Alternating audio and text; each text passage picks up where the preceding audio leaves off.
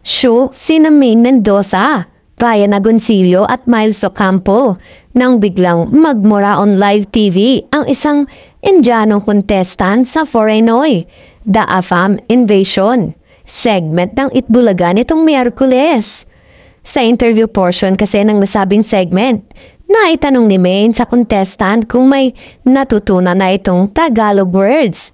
Umuo naman ang Forenoy ng India at pasigyaw pa nitong binanggit ang dalawang salitang mura na ikinagulat ng tatlong EB host.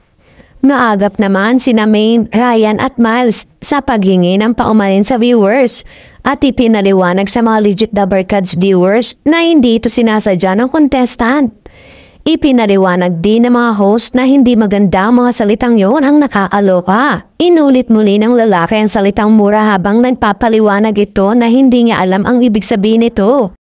Muli itong inawat ng mga host at binago na nila ang usapan.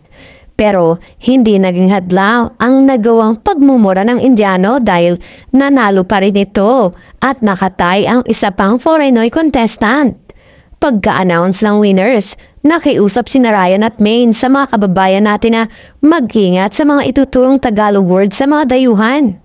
Samantala, aabangan naman ang magiging reaksyon ng MTRCB sa insidenteng ito sa Itbulaga.